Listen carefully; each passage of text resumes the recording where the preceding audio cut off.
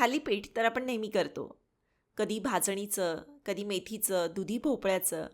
पण आज आपण अशी रेसिपी पाहणार आहोत जी चवीला जितकी खमंग आणि खुसखुशीत लागते, तितकीच आरोग्यासाठी सुद्धा 100 पटीनं फायदेशीर आहे.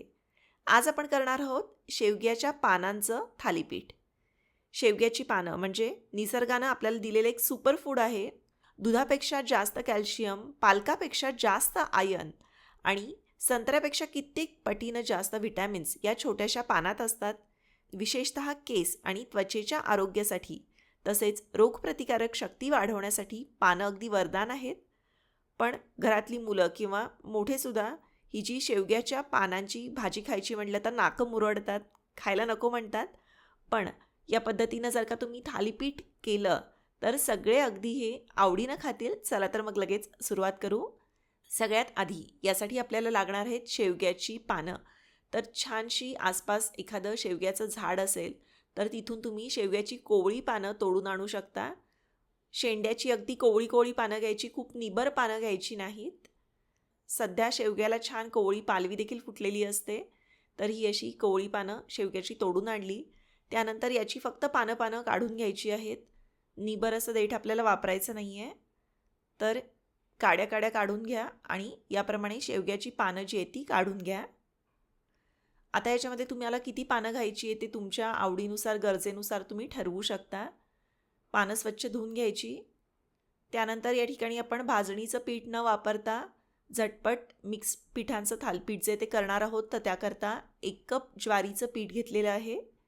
याच्यामध्ये पाव कप गव्हाचं पीठ घातलं, पाव कप बेसन पीठ घातलेलं आहे, तसेच पाव कप तांदळाचं पीठ घातलं किंवा भाजणीचं कुठलं पीठ असेल तर ते तुम्ही वापरू शकता.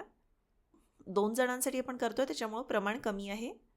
चवीनुसार मीठ घातलेलं आहे. छोटा अर्धा चमचा हळद याच्यामध्ये घातली, तसेच पाव चमचा हिंग घातलेलं आहे. आता या ठिकाणी आपण थालीपीठासाठी एक वाटण बनवतोय. त्याच्यामध्ये 5-6 पाकळ्या लसूण, आवडीनुसार भरपूरशी हिरवी मिरची वापरायची.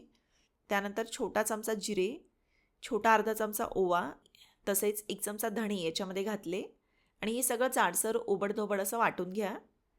काय शेवग्याच्या पानांना एक प्रकारचा उग्र असा वास असतो आणि हा वास कमी करण्यासाठी लसूण, ओवा, जिरे, धणे हे सगळं मदतीस येतं. त्याच्यामुळं भरपूरचं वाटण घालायचं. त्यानंतर 1 मोठा चमचा तीळ याच्यामध्ये घातले. शेवग्याची पानं जी आहेत ती पाण्यातून निथळून बारीक चिरून याच्यामध्ये घातली. याच्यामध्ये पानं किती वापरायची आहेत ते तुम्ही तुमच्या गरजेनुसार ठरवू शकता, कमी अधिक करू शकता. त्यानंतर या ठिकाणी 2 मोठे चमचे मूग डाळ 1 तासाभरासाठी भिजत ठेवली होती. ही भिजवलेली मूग डाळ याच्यामध्ये घातली. मूग डाळीमुळे छानसा क्रंच येतो, शिवाय पौष्टिकही आहे. पण एखाद्या वेळी मूग डाळ भिजवायची राहून गेली तर नाही घातली तरीसुद्धा चालेल. आता हे सगळं मिक्स करून घ्या आणि मग थोडं पाणी घालून याचं पीठ भिजवून घ्यायचं. थालीपीठ करतोय तर याच्यामध्ये 1 छोटा कांदा बारीक चिरून घालायचा आहे. कांद्यामुळं थालीपीठाला खूप छान क्रंच असा येतो आणि थालीपीठ खूप कोरडं लागत नाही. सुरुवातीला कांदा घालायचा राहून गेला होता तर आत्ता घालत आहे. छान घट्टसर असं पीठ याचं मळून घेतलं. आता नेहमीच्या आपल्या पोळीच्या कणकेप्रमाणे हे जे पीठ आहे ते भिजवून झालं की मुरण्यासाठी ठेवायची गरज नाही. लगेच तुम्ही याचं थालीपीठ करायला घेऊ शकता. पातळसा सुती कपडा घ्यायचा आहे आणि पाण्यामध्ये भिजवून घट्ट पिळून घ्यायचा. त्यानंतर याच्यावर थालीपीठाच्या पिठाचा छोटा गोळा ठेवला. पाण्याचा हात लावून सगळीकडे एकसारखं याला पसरवून घ्या. खूप जास्त मोठ्या आकाराची थालीपीठं करत नाही आहे, छोट्या छोट्या आकाराची पण एकसारखी थापलेली थालीपीठं जी आहे ती करून घ्यायची. थालीपीठ जर का खूप कोरडं वाटत असेल तर थोडंसं पाणी तुम्ही जास्त वापरू शकता, म्हणजे मग ते तितकंसं ड्राय लागत नाही, छान खुसखुशीत असं होतं.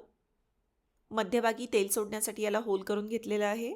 जर का मोठं असेल तर तुम्ही 4 ते 5 होल या थालीपीठाला करून घेऊ शकता. तवा गरम करायला ठेवला होता. गरम तव्यावर अलगदपणे हे जे थालीपीठ आहे ते ठेवलं. हलकंसं याला दाबून घ्यायचं आणि अलगदपणे कपडा सोडवून घेतला. मध्यभागी आणि कडेनं हे असं तेल सोडायचं आहे, म्हणजे छान खरपूस असं भाजलं जातं. त्यानंतर याच्यावर झाकण ठेवलं आणि अगदी 2 ते 3 मिनिटं मध्यम आचेवर याला झाकण ठेवून भाजून घ्यायचं, म्हणजे मग थालीपीठ आतून कच्चं राहत नाही आणि व्यवस्थित भाजलं जातं. हे बघा, छान असा खरपूस रंग येईपर्यंत याला असं भाजून घेतलं आणि मग याची बाजू पलटली. दुसऱ्या बाजूने सुद्धा गॅस मध्यम आचेवर ठेवून 2 ते 3 मिनिटं याला चांगलं शेकून घ्या. अशा प्रकारे आपलं आरोग्यासाठी अतिशय पौष्टिक असं शेवग्याच्या पानांचं थालीपीठ जे आहे ते तयार झालेलं आहे. याच पद्धतीनं 2 ते 3 थालीपीठं करून झाली की कपडा एकदा पाण्यानं स्वच्छ धुवून घ्यायचा आणि पुन्हा याच्यावर तुम्ही थालीपीठ करून घेऊ शकता. तीळ आणि मुगाच्या डाळीचा सुद्धा खूप छान असा क्रंच याच्यामध्ये येतो. अगदी तुम्ही शेवग्याची पानं खाताय हे जाणवतही नाही, इतकं थालीपीठ छान लागतं. फक्त नाश्त्यासाठीच नाही तर रात्रीच्या जेवणासाठी सुद्धा करायला हलका फुलका आणि पौष्टिक असा पर्याय आहे. 4 ते 5 थालीपीठं या प्रमाणामध्ये होतात. त्याचप्रमाणे याची रेसिपी तुम्हाला कशी वाटली ते मला जरूर कळवा. व्हिडिओ आवडला तर व्हिडिओला लाईक करा. व्हिडिओची लिंक तुमच्या मित्रमैत्रिणींसोबत नातेवाईकांसोबत जरूर शेअर करा. धन्यवाद.